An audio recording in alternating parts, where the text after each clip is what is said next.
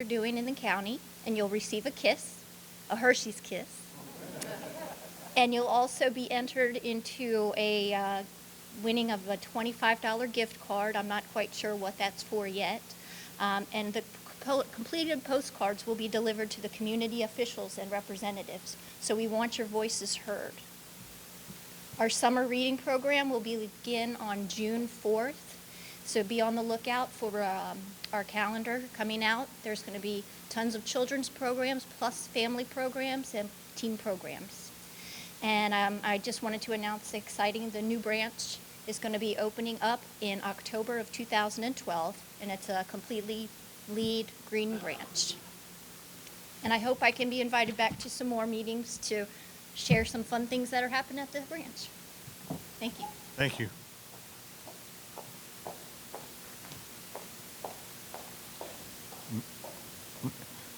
Yes? Before we move on, I was wondering if it would be possible to get a report from the Unity Committee and the or the Trail County Committee next shortly.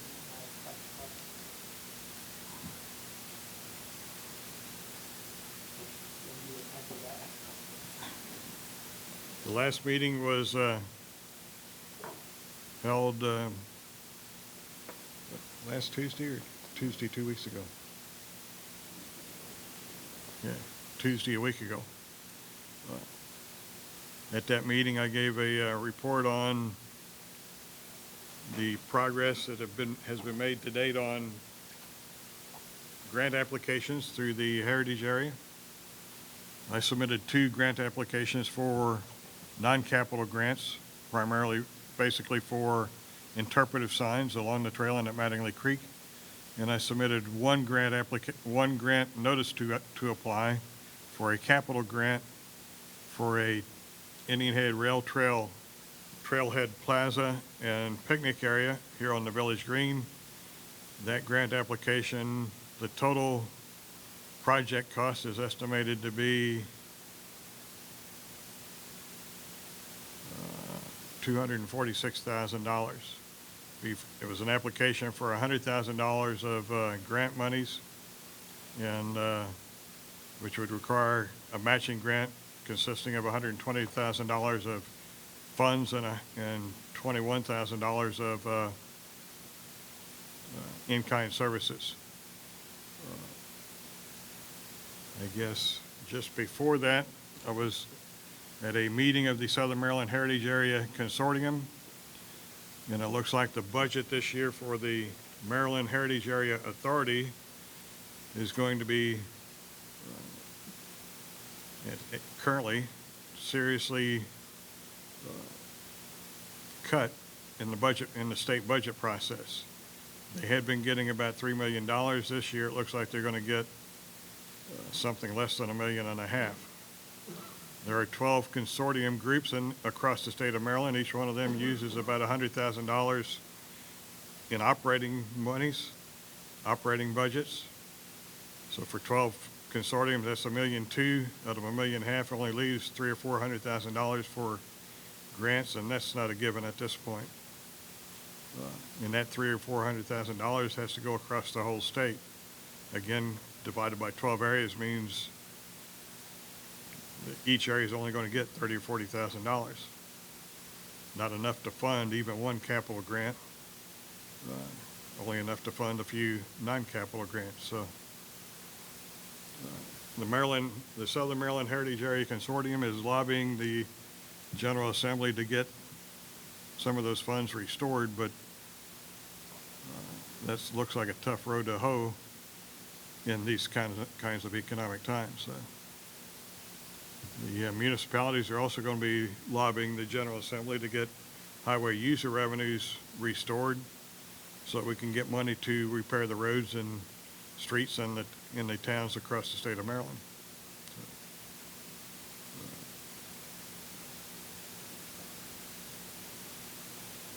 What else? We decided not to pursue getting the county's caboose in town. That decision seems to be pretty well headed towards White Plains. The county mentioned that they had a trolley that they would be willing to depart with. Ryan was going to meet with the county administrator, have a look at the trolley, see whether it's in a good state of repair or not so good. And then we'd consider that opportunity as we develop more information.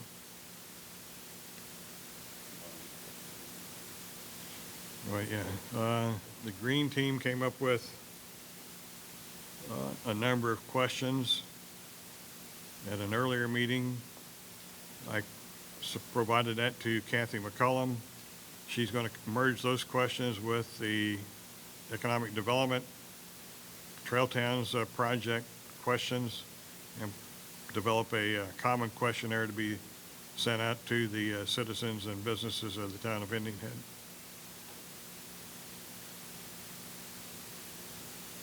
Is there any rationale given by the county for denying this proposal?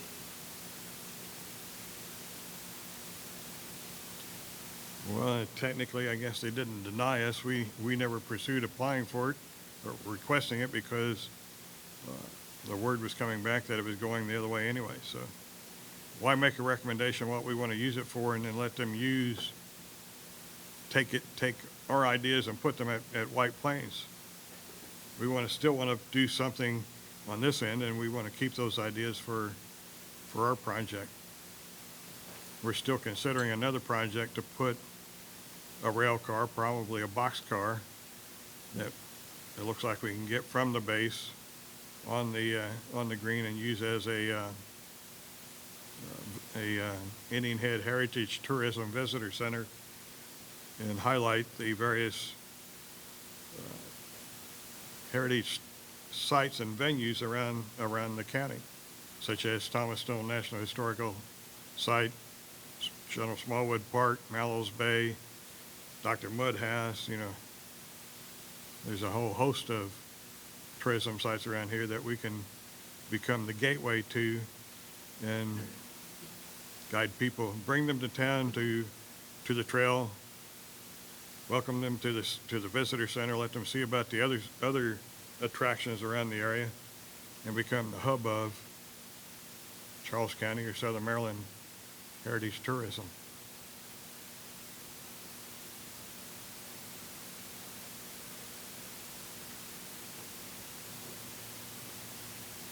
Anything else? Seeing none, then we'll move on to presentations, recognitions, resolutions, ordinances, and petitions. Basically, all we have tonight is a couple of ordinances. One ordinance is on the agenda for adoption tonight, and that's ordinance number 01-01-12, revisions to the new ethics ordinance. And some background again. We adopted a new ethics ordinance in October, sent it to the state for review. They reviewed it and came back with a couple of amendments that they wanted to have adopted to the ordinance, and that's what we introduced last month, and that's what we're considering tonight for adoption. Welda, will you read the ordinance? Ordinance number 01-01-12, introduced by Mayor and Council, date introduced January 3rd, 2012. An ordinance concerning revisions to new ethics ordinance for the purpose of amending the new ethics ordinance for the town of Indian Head, adopted by ordinance number 09-01-11 on October 3rd, 2011. To make certain modifications required by the State Ethics Commission to comply with requirements of Maryland law. By repealing and reenacting with amendments Chapter 15 Ethics, Code of Ethics, Sections 15-4, subsection H5, 3, 15-4J4, and 15-5F4I, Code of the Town of Indian Head, 1990 edition as amended and as adopted by ordinance number 09-01-11 on October 3rd, 2011. Section 1, be it enacted by the Council of the Town of Indian Head that Sections 15-4 H5, triple I, 15-4 J4, and 15-5 F4I of the Code of the Town of Indian Head, Chapter 15, Ethics, as adopted by ordinance number 09-0111 on October 3rd, 2011, are repealed and reenacted with amendments to read as follows. Do you want us to read those or just tell you what they changed? Read The it. first one changes the value of the unsolicited gift from $25 down to $20. So any gift over $20 over, we would have to report. The second item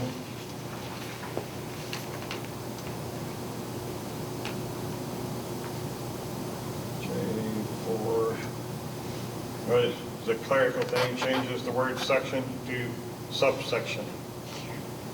Why bother? Gotta be done, gotta be done. 15.5,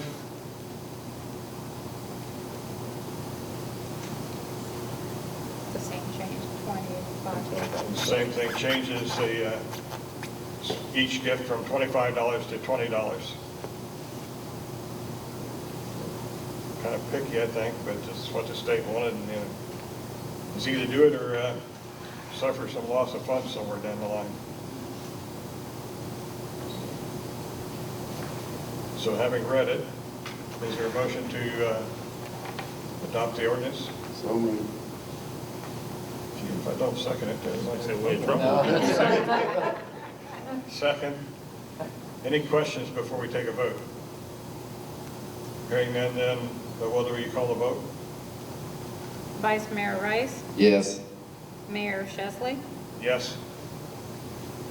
The motion carries. The amendment is adopted and will become effective, I think, in February 26th.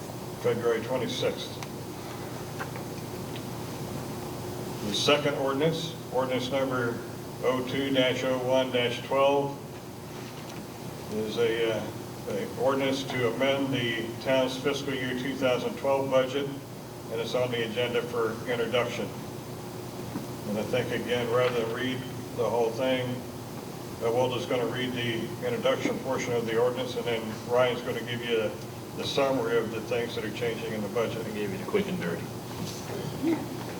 Ordinance number 02-01-12, introduced by mayor and council, date introduced February 6, 2012. It's an ordinance concerning the town's fiscal year 2012 budget amendment for the purpose of amending the Town of Indian Head budget for the 2012 fiscal year by repealing and reenacting with amendments to Town of Indian Head ordinance number 04-02-11, adopted on May 2nd, 2011.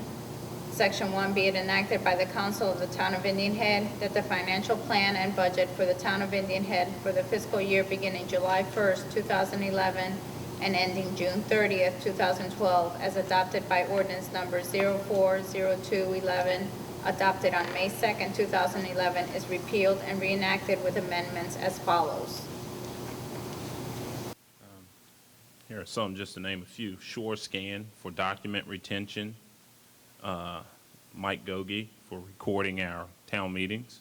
Thank you, sir. Lights for the Western Charles Chargers, formerly the Indian Head Braves. The purchase of Lot 37 in Woodland Village for our new parking lot at Simmons Park. Storm drain repairs throughout town. Water taxi study. Nixon Consulting, part of our EDC. The McCullum study, part of our EDC. Repairs to our Indian Head Center for the Arts, i.e. the Black Box, for a new employee, a CDL driver, and that's about it. The current budgeted amount is $1,005,000. The revised budgeted amount, or the amended budgeted amount, will be $1,012,500. So it's an increase of $7,500.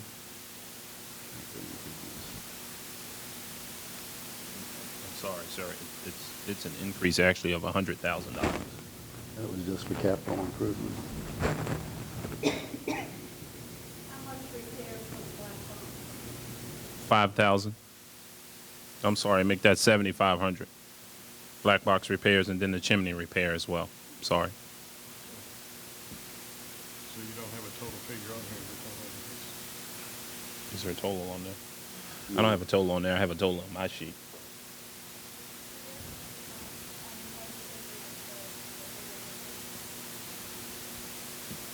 Pardon me? Do you have that information, Will? Do you have it? I got the current budget here.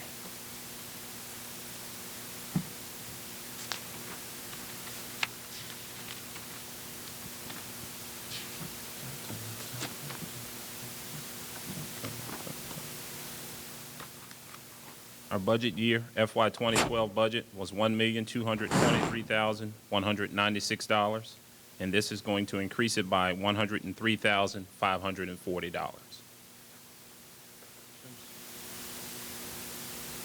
Then we'll move on to the next item on the agenda. This ordinance, as I said earlier, is on the agenda tonight for introduction. Will be considered in March for adoption.